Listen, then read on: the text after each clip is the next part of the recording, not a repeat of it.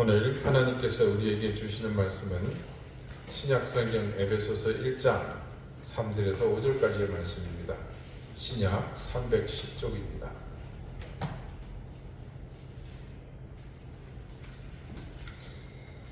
에베소서 1장 3절에서 5절까지의 말씀을 제가 읽겠습니다. 이제 다 같이 자리에서 일어나 하나님의 말씀을 경청하십시오.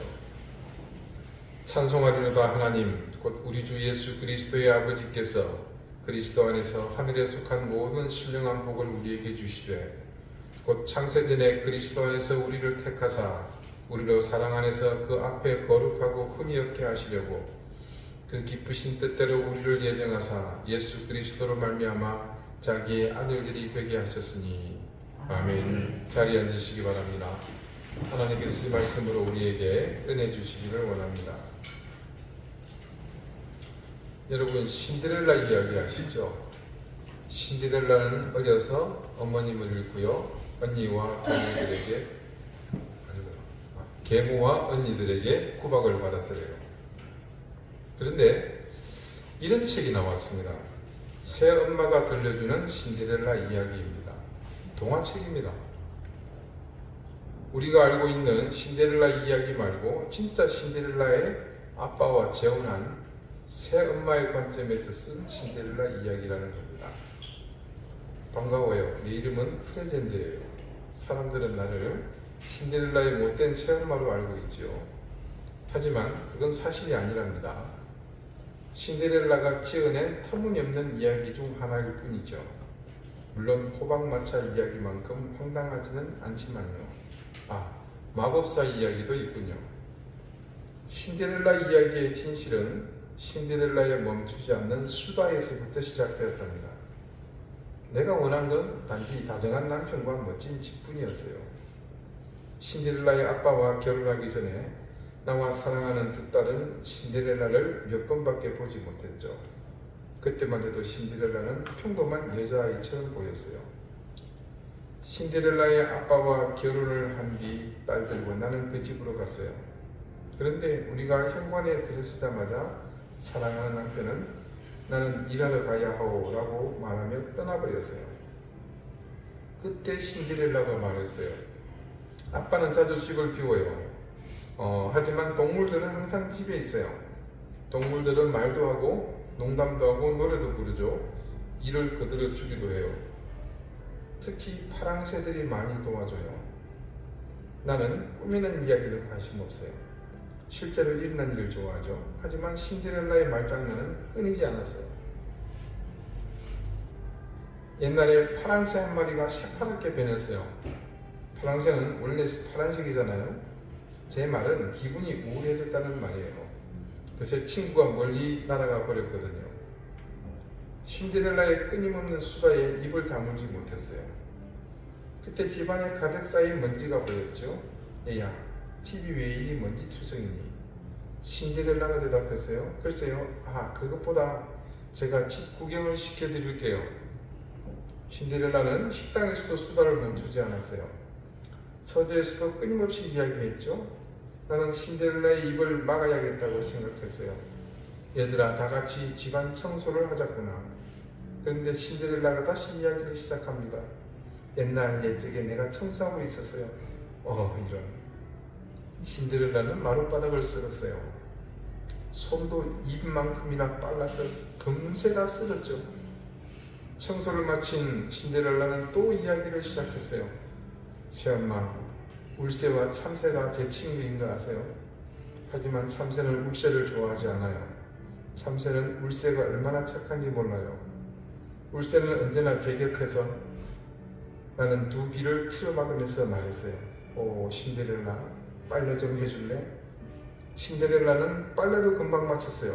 대체 어떻게 하는 걸까요? 나는 또 다른 일거리를 찾아야 했어요. 정신없이 바쁘면 신데렐라가 수다를 그칠 거라 생각했거든요. 하지만 신데렐라는 이야기를 멈추지 않았어요. 만약 다람쥐가 좋아하는 게 하나 있다면 그건 빨래일 거예요. 하지만 쥐는 다림질을 하고 싶어 할 거예요. 언젠가 제가 다람쥐와 쥐가 빨래와 다람질을 한다고? 그런 바보 같은 이야기 좀 그만해. 나는 화를 참지 못하고 소리쳤어요. 시간이 흘러도 달라지는 건 없었어요. 신데렐라는 정원에서도 이야기를 멈추지 않았어요. 주방에서도 끊임없이 이야기를 했죠. 저녁 식사 시간에는 시끄러워서 도저히 밥을 먹을 수가 없었어요. 얘야, 제발 그만 좀 말해. 하지만 신데렐라는 이야기를 멈추지 않았어요. 그러던 어느 날 궁전에서 무도회에 초대장이 왔어요. 무도회에서 왕자는 나의 두 딸 중 한 명과 사랑에 빠질 게 분명했어요. 그리고 둘은 결혼하고 언젠가 둘은 이 나라의 왕과 왕비가 되겠죠. 저도 무도회에 갈래요. 옛날 옛적에 소녀와 왕자가 신데렐라가 또 얘기를 시작했어요. 그런데 그 순간 갑자기 신데렐라의 목소리가 나오질 않았어요. 병원에 데리고 갔죠. 의사는 신데렐라가 말을 너무 많이 해서 목이 후었다고 했어요. 여러분은 전혀 몰랐던 사실이죠. 신데렐라의 이야기는 지금까지의 모든 사건을 다 담았어야 해요. 나는 신데렐라에게 건강을 위해 집에 있으라고 했어요. 물론 신데렐라는 울었지요. 하지만 아픈 소녀가 무도회장에 갈 수는 없잖아요. 신데렐라는 쉬어야 했어요. 무도회장에 도착한 두 딸은 빙그르르 아름답게 춤을 추었어요. 정말 사랑스러웠죠. 그런데 그때 낯선 소녀가 무도회장에 들어왔어요. 소녀의 드레스는 눈을 뗄 수 없을 정도로 아름다웠어요. 나는 그 드레스가 얼마나 비싼 건지 나의 재봉사가 똑같은 드레스를 만들 수 있을지 궁금했어요. 왕자와 그 소녀는 환하게 웃으며 춤을 추었어요. 너무 예뻐요. 불쌍한 나의 두 딸은 그 모습을 그저 지켜보아야 했죠. 며칠 뒤 왕자가 공개 발표를 했어요. 궁전 계단에 떨어져 있던 유리 구두가 발에 맞는 소녀와 결혼할 거라고 말해요. 나와 두 딸에게 찾아온 좋은 기회였어요. 곧 왕자의 신하가 유리 구두를 가지고 우리 집에도 찾아왔어요. 저요. 첫째 딸이 소리쳤어요. 아니에요. 제가 실어볼게요. 둘째 딸도 소리쳤지요. 차례차례 할게요. 신하가 말했어요. 두 딸 모두 유리 구두를 신어봤지만 맞지 않았어요. 그때 목이 부은 신데렐라가 속삭이듯 말했습니다. 저도 신어볼게요. 이럴 수가. 신데렐라의 발에 유리 구두가 꼭 맞았어요. 신데렐라는 앞치마 주머니에서 나머지 한 짝의 유리 구두를 꺼냈어요. 나와 두 딸은 깜짝 놀랐어요. 신데렐라는 속삭이듯 이야기하기 시작했어요. 호박마차와 말로 변한 쥐들에 대해서 말이에요. 그리고 마법사 이야기까지 덧붙였죠. 제발 그런 건 없었다고. 나는 아직도 신데렐라가 유리구두를 어디서 구했는지 모르겠어요. 얼마 뒤 왕자와 신데렐라는 결혼했어요. 불쌍한 왕자. 그는 자신을 스스로 어떤 상황에 빠지게 한 것인지 전혀 몰랐어요. 하지만 그 후 나와 두 딸은 행복하게 살았답니다. 자, 우리는 에베소서를 통해서 하나님이 우리를 사랑하시는 것에 대해 놀라운 사실들을 조금씩 깨닫게 되었습니다. 근데 놀라운 것은 그 하나님이 우리를 사랑하시는 계획이 이게 단순한 하나님의 일회성 선심, 이게 어떤 그런 애정 행각이 아니라 치밀하게 계획된 일이었다는 사실을 알게 되었다는 거죠. 놀랍게도 이 세상이 창조되기도 전에 하나님은 우리를 선택하셨고 지금과 같이 예수 그리스도 구원의 은총 가운데서 하늘에 속한 신령한 복을 주시려고 계획하셨다는 겁니다. 여러분, 소름이 돋을 정도로 무서운 이야기 아닙니까? 내가 태어날 때부터 그럴 수 있죠. 왜냐하면 어린 생명부터 하나님께서 하시겠다. 그런데 그보다 더 놀라운 것, 내가 태어나기도 전에서부터 그 이야기가 더 놀랍습니다. 왜냐하면 시편에 보면요, 내가 모태에서 조성되기도 전에 하나님께서 나를 지으셨고 이미 나를 알고 계셨다라고 시편의 기자가 고백하거든요. 여러분, 그 사실만 해도 놀라운데 뭡니까? 이 세상이 창조되기도 전에 하나님께서는 그때부터 이미 선택하셨다고 합니다. 하나님의 사랑이 이 정도로 지독할 줄을 바울이 이 에베소서를 통해서 밝히지 않았다면 누가 감히 상상이나 할 수 있었겠습니까? 그래서 제가 지난주 말씀드린 것처럼 하나님께서 이 세상을 창조하신 목적이 이것 때문이라고 했던 것, 그래서 더욱 믿기지 않을 정도로 그 사실이 충격적입니다. 여기에는 하나님이 우리를 사랑하시는 목적이 복을 주시기 위함인데 그 복의 실체가 바로 우리를 거룩하고 흠이 없게 하시려고 했다는 사실을 지난주 말씀을 통해서 또 깨닫게 되었습니다. 그리고 오늘 5절은 이렇게 증언합니다. 그 기쁘신 뜻대로 우리를 예정하사 예수 그리스도로 말미암아 자기의 아들들이 되게 하셨으니, 이제 우리는 그 기쁘신 뜻대로 우리를 예정하신 사실이 무엇인지 압니다. 우리를 그리스도 안에서, 즉 그리스도의 대속의 은혜를 잊게 하셔서 원래 죄인이어서 도저히 구원받을 수 없는 우리를 이 대속의 은총을 통해 구원의 자녀로 거듭나게 하셨다는 사실입니다. 그런데 오늘 말씀에는요, 한 가지 더 확증하는 사실이 추가되어 있죠. 조금 전 읽어드린 이 5절 말씀의 뒷부분입니다. 예수 그리스도로 말미암아 자기의 아들들이 되게 하시니라는 사실입니다. 여러분, 여기서 우리가 주목해야 될 사실이 좀 뭡니까? 하나님께서 우리를 아들이 되게 하셨다는 사실입니다. 이건 다른 말로 우리를 당신의 양자로 삼으셨다는 이야기입니다. 우리가 하나님의 자녀라고 하는 말은 굉장히 관념적이고 또 추상적인 말이죠. 가령 우리가 학교 다니면서 많이 듣던 말 중에 이런 게 있죠. 우리는 한결에라 당군의 자손이다.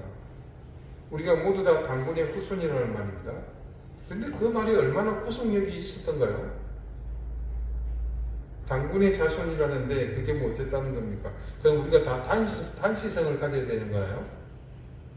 그리고 그 양반이 혼자서 오늘날 이렇게 전부 이 모든 나라 사람들을 조상이 선조가 되었다는 건가요? 그냥 상징적으로 신화 속에서 그렇게 서술한 이야기에 불과합니다. 자, 여기 안덕면 사시는 분들 해마다 안덕면 그 종합운동장에서 체육대회를 합니다. 그러면 안덕면에 속한 모든 리 사람들이 다 모여요. 경기도 하고 또 게임도 하고, 물론 이제 주된 목적은 모여서 술 마시고 고기 먹고 이제 그건데, 그때 식순에 따라서 면장님의 인사 말씀이 있겠습니다 하면서 등단하신 면장님이 지금 안덕교회 장로님이세요. 이분이 올라와가지고 우리 사랑하는 안덕면 가족 여러분 안녕하십니까? 식이 끝나고 나서 이장님이 마을 사람들 앞에서 결의를 다지면서 또 말합니다. 우리 화순이 가족 여러분, 우리 오늘 힘을 다해서 꼭 우승합시다. 자, 면장님이 말하는 안덕면 가족과 화순이 이장님이 말하는 가족, 이 가족들은 어떤 구속력을 가집니까? 그날 잠시 모여 함께 있는 그 사람들을 규정하는 그 말일 뿐입니다. 같은 지역에 산다는 것, 그 이상 조금 더 좁은 지역에 산다는 것, 가까이 산다는 것, 그 이상의 의미는 없습니다. 그런데 하나님이 말씀하시는 가족, 그것도 아들이라는 개념은 일반적으로 혈육으로서의 개념을 더 구체화하는 선언이라는 것을 여기서 확신할 수 있습니다. 자, 그것은 하나님이 우리를 양자로 삼으셨다는 사실인데요. 존 스토트는 이 사실에 대해서 다음과 같이 말합니다. 하나님은 사랑 안에서 우리를 예정하사 자기의 아들들이 되게 하셨다. 이 표현은 우리가 선택받음으로 인해 현재 누리고 있는 결과를 이해하는 열쇠인 듯하다. 선택은 입양을 목적으로 한다. 실제로 사람들이 왜 하나님은 사람들이 타락할 것을 아시면서도 계속 창조를 추진하셨나 하는 사변적인 질문을 할 때 조심스럽게 말할 수 있는 한 가지 대답은, 하나님은 우리가 창조로 인한 존엄성보다 더 높은 존엄을 지니도록 정하셨다는 것이다. 하나님은 우리를 입양하시고자 그분 가족의 아들과 딸로 삼고자 하셨다. 그리고 로마법에서는 입양된 자녀도 친자와 똑같은 권리를 누린다. 자, 존 스토트가 여기서 놀라운 사실 한 가지를 말하죠. 그것은 하나님의 놀라운 사역, 최고의 가치를 지니는 창조의 사역보다 더 존귀한 사실이 우리에게 있다는 것을 지금 지적하고 있는 겁니다. 여러분, 하나님께서 우리를 선택하시고 양자로 삼아주신, 양녀로 삼아주신 이 사건은 인간을 창조하셨다는 그 존귀한 가치보다 더 위에 있는 더욱 존엄한 가치를 더한 사건이라는 겁니다. 여러분, 하나님의 창조 사역은요, 적어도 우주 만물 가운데 이 지구상에는 재론의 여지가 없는 가장 최고의 가치를 가지는 사역입니다. 그런데 그 최고의 가치보다 더 높은 가치를 부여한 것이 무엇이다? 바로 우리를 자신의 아들들이 되게 하신 이 사실이라는 말입니다. 결국 우리가 그리스도의 대속으로 말미암아 하나님께 그 피값으로 입양되었다는 이 사실이 창조의 그 어마어마한 역사보다 고귀한 가치를 지니게 된 사실이 지향하는 말은 뭐다? 바로 이 한 가지 사실이라는 거죠. 하나님께서 우리를 선택하셔서 모든 약속이 헛되지 않도록 분명하게 확정하시는데, 이는 우리를 어떻게 아예 혈육으로 양자로 입양해서 당신의 모든 권한을 상속받게 하셨다는 것에 있습니다. 앞서 존 스토트의 말 가운데 로마법에서는 입양된 자녀도 친자와 똑같은 권리를 누린다는 말의 의미가 바로 이것을 가리킵니다. 바울이 활동하던 로마가 지배하던 시대에는 그런 일이 왕왕 있었다고 합니다. 로마에 거주하는 부자들 중 자녀가 없이 지내는 사람들이 들어 있었는데, 그들은 늙어서 자기 집안의 노예 중에 한 사람을 선택해서 양자로 삼고, 그 양자로 삼은 노예에게 자기의 전 재산을 물려줬다는 겁니다. 여러분, 영화 배너 기억나시죠? 유다 배너. 거기서도 이런 일이 일어나거든요. 친구 메살라의 배신으로 유다 베네의 가족들이 어떻게 됩니까? 총독을 암살하려 했다 이래가지고 전부 반역죄로 처벌받지 않습니까? 이때 유다 베네는 어디로 끌려갑니까? 이 갤리선에 노를 젓는 이 노꾼으로, 노예로 이렇게 전장에 끌려갑니다. 발에는 족쇄를 채우고요, 앞에 노를 젓는 노꾼들을 감독하는 감독이 이 북을 치는 것에 따라 정신없이 이 노를 젓습니다. 근데 보통 그 당시에는 이 노꾼들이 1년 정도면 그냥 죽는데요. 너무 힘들어서. 그런데 이 도끼를 품고 있는 베너는 자기가 목적이 있기 때문에 이를 악물고 3년을 버텨냅니다. 그러니까 노를 젓는 노꾼들 중에 앉아있는 그의 모습은 당연히 돋보일 수밖에 없죠. 모두 풀이 죽어서 눈이 맛이 가는데 혼자만 눈이 빛나고 있거든요. 그때 그 비범함을 알아본 함대의 사령관 아리우스는 마게도냐의 해적선과의 전투를 앞두고 베너를 불러서 그를 회유합니다. 그러나 베너는 그 회유에 응하지 않죠. 돌아가는 그에게 감독의 명하에서 쟤는 발의 족쇄를 풀어주라고 합니다. 그 하나의 호의가 결국 자신을 살리죠. 전투가 일어나고 이 베는 대파가 됩니다. 발이 풀려있던 이 유다 베너는 즉시 일어나서 다른 노예들의 족쇄를 풀어주고 현지 밖으로 나갔습니다. 나가보니 배는 완전히 파손되어 있고 거기 누가 있습니까? 아리우스 제독이 무리에 있거든요. 그를 건졌습니다. 배가 파손됐죠. 패한 겁니다. 그래서 함대의 사령관으로서 책임을 지고 자결을 하려고 하죠. 근데 그걸 제지합니다. 잠시 후 다른 로마 제국 배에 구출되고 보니까 아리우스 제독의 배만 파손된 것이고 그게 실제로 큰 승리를 거뒀다는 것을 알게 되죠. 이 아리우스는 개선 장군이 돼서 로마 제국으로 돌아옵니다. 그리고 베너가 자기를 살려준 보답으로 황제인 티베리우스에게 청원을 넣어 이 베너를 왕의 배인 이 갤리선의 노예가 아니라 자기의 직속 노예로 삼습니다. 그 후 베너는 어떤 일을 합니까? 전차 경기를 하게 되죠. 메살라의 원수도 갚습니다. 그렇게 5번이나 우승을 한 뒤 그는 유명 인사가 되었고 그 후 2년이 지나자 아리우스 제독은 베너를 노예에서 풀어줄 뿐만 아니라 자신의 양자로 삼지 않습니다. 그래서 가문의 반지, 재산 모두를 그에게 물려주겠다고 합니다. 자, 그때가 그랬습니다. 그렇게 양자가 되면 양 아버지의 모든 권한, 모든 재산을 전부 상속받게 되는 겁니다. 그러니 입양이 된다는 사실은 단지 네가 내 아들이다 라고 선언하는 것, 나의 자녀다 라고 말하는 것보다 더욱 확고부동한 보장이 되는 겁니다. 저와 여러분이 예수 그리스도를 구주로 영접하여 구원에 이르게 되었습니다. 그런데 하나님은 우리가 예수 그리스도 안에 거하는 그 사실로 구원에 이르게 된 것에 만족하지 않으시고 우리를 그분의 아들이신 그리스도와 같은 아들들, 딸들이 되게 하셨습니다. 그런데 말입니다. 지금껏 우리 신앙은 딱 거기까지만이었습니다. 이게 무슨 말인고 하니요? 우리는 모두 구원받았다는 그 사실을 확인하는 것으로 모든 사안에 대해서, 그러니까 우리 신앙의 모든 것을 그렇게 판단하고 그 판단에 기초해서 지금까지 신앙생활하며 살아왔다는 겁니다.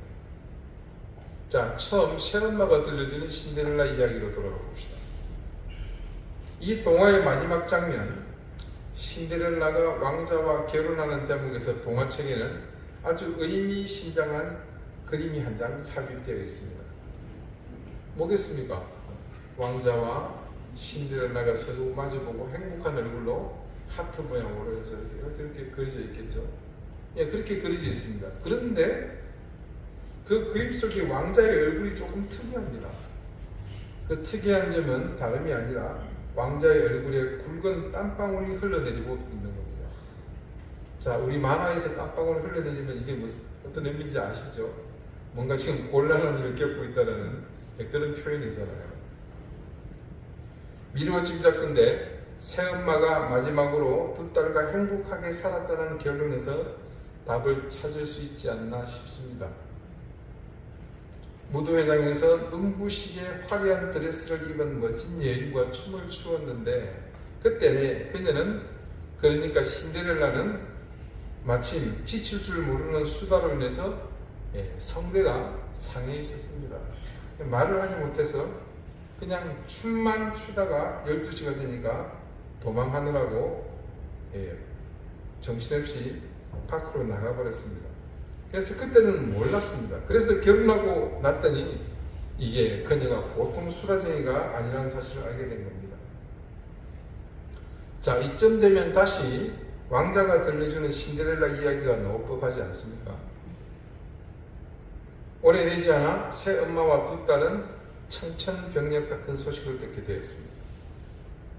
왕자에게 시집간 신데렐라와 왕자 간에 불화설이 나돌기 시작하더니 곧 이혼하게 될 거라는 그런 찌라시가 돌고 있는 겁니다.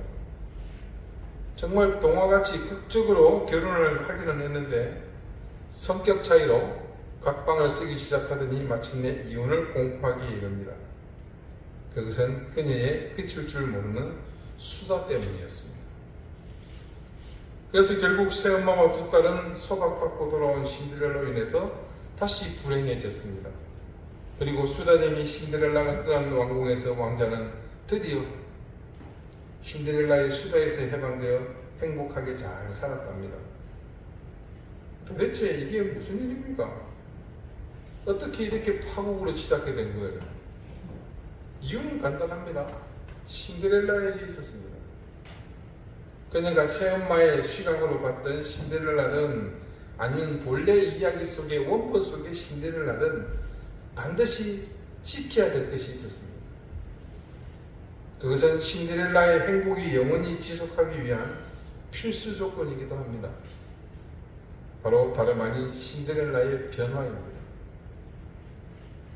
원본이든 새엄마 버전이든 신데렐라의 극중 배역은 엄마가 죽고 없는 집에서 온갖 부엌일을 다 맡아서 하던 부엌대기임에는 틀림없습니다. 그런 신데렐라가 우여곡절 끝에 왕자비가 되었습니다. 그리고 장차 이 나라의 왕비가 될 몸이기도 합니다. 그렇게 왕궁의 왕자비로 시집간 신데렐라가 이후에 어떻게 살아야겠습니까? 그녀는 이전 부엌대기의 틀을 벗어버리고 이제는 왕자비로 사는 삶의 법을 배워야 합니다. 왕궁에서 아침에 일어나자마자 신데렐라가 아닌 왕자비가 바로 앞치마를 두르고 부엌으로 달려갑니다. 여기저기 널려있는 그릇들을 치우고 닦고 비질을 하고 빨래를 합니다. 거기다가 새엄마 버전을 더해보면 신데렐라는 쉴 새 없이 떠들어댑니다. 전에는 엄마와 두 언니밖에 없었지만 지금은 주방에 얼마나 많은 사람들이 많습니까? 너무 신이 나서 정신없이 떠들어댑니다. 지칠 줄 모릅니다. 과연 이 결혼 생활이 유지될 수 있었겠습니까? 그렇게 되면 결국 왕자님 버전의 결말로 끝나고 마는 겁니다. 신데렐라와 이혼한 이 왕자님은 행복하게 살았답니다. 지금 신데렐라에게 가장 필요한 것이 무엇이겠습니까? 그녀에게 지금 가장 필요한 것은 왕자비의 신분으로 변한 자신의 처지에 맞는 새로운 신분을 가진 자기 모습에 걸맞는 교양과 품격, 인격, 기타 등등 예법을 배워야 하지 않겠습니까? 부엌에서 일하던 그때의 일을 다시 하는 것이 아니라 부엌에서 일했던 자신의 경험을 토대로 그곳에서 일하는 사람들을 격려하고 그 수고에 공감해 주는 일을 이제는 해야 합니다.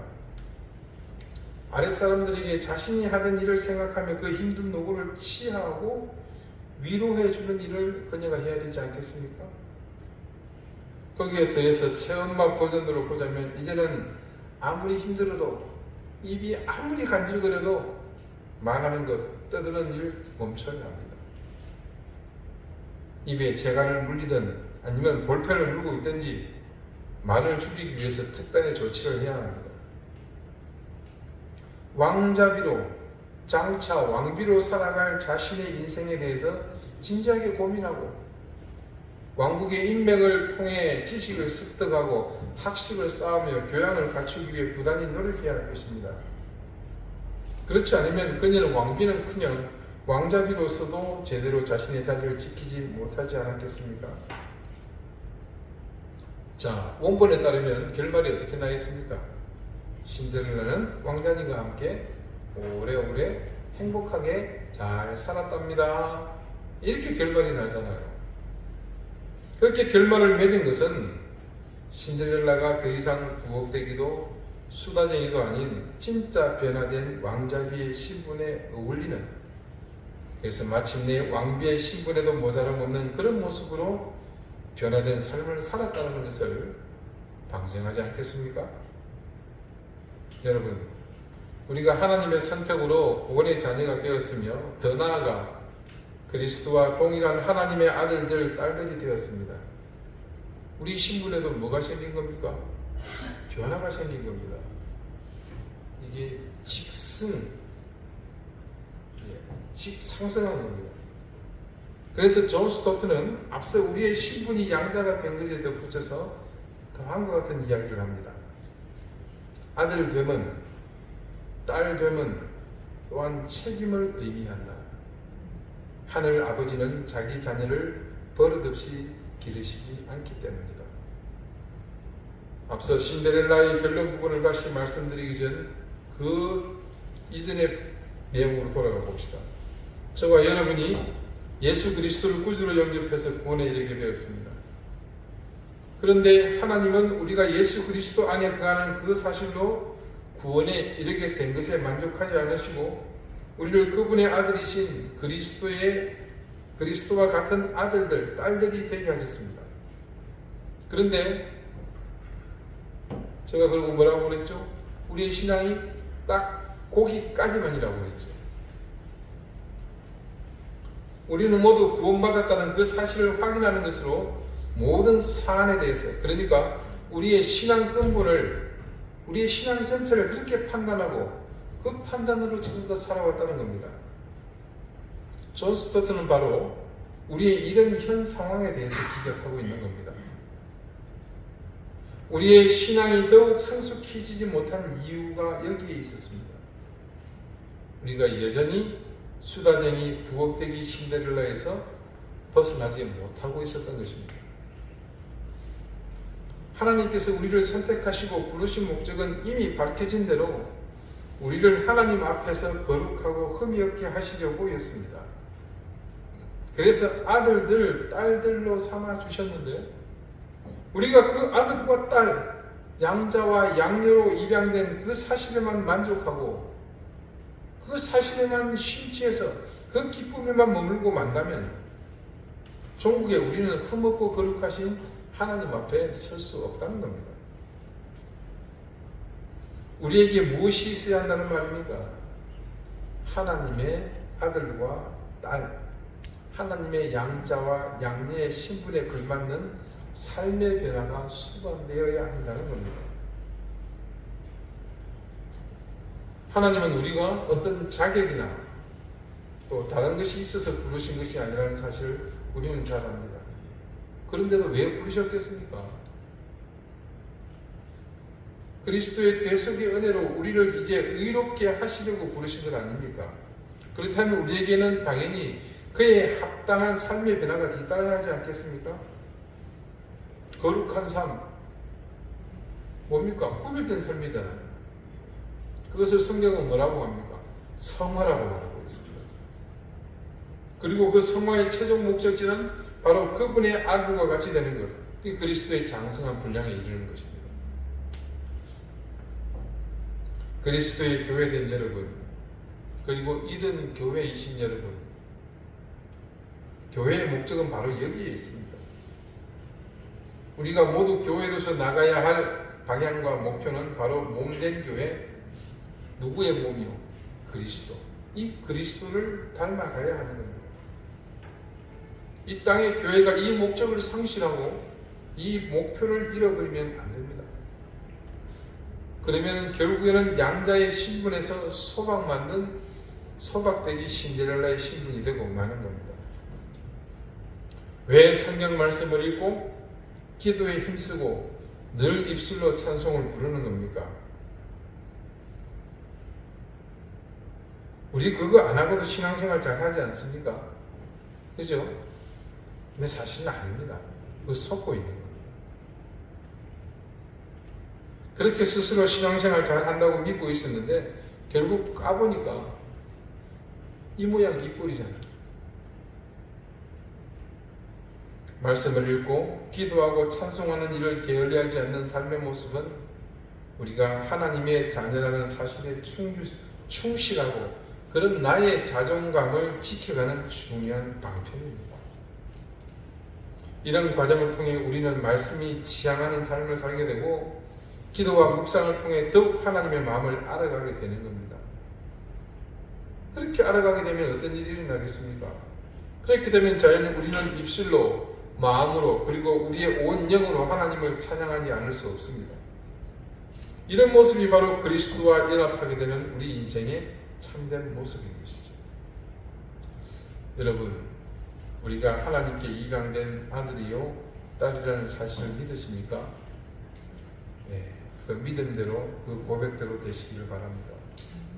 그리고 그 고백과 그 믿음이 공허한 메아리가 아니라 여러분 자신의 인생이 되도록 여러분을 말씀 앞에 그리고 기도의 자리로 매 순간 나가도록 하시기 바랍니다. 기도드리시겠습니다. 하나님, 이제껏 우리 인생은 그것이 전부였습니다. 우리가 하나님의 은혜로 구원받았다는 사실과 그리고 하나님의 자녀가 되었다는 그것에 만족했습니다. 하지만 우리에게 그 신분에 맞는 배려된 삶이 없었기에 우리는 그 머무는 곳에서 조금도 앞으로 나가지 못했습니다. 하나님, 우리가 머물고 있는 이곳이 우리 인생의 종착역이 되지 않게 해주십시오. 우리가 더욱 하나님의 자녀됨을 이루어가도록 인도해 주십시오. 말씀을 읽고 기도하며 그렇게 하나님의 뜻을 깨달아가며 더욱 성숙해져 그리스도의 장성한 분량에 이르는 삶을 살아가게 해 주십시오. 그래서 종국에 우리를 통해 그리스도를 발견하고 많은 사람들이 주님께 나오게 해 주십시오. 예수 그리스도 이름으로 기도드립니다. 아멘.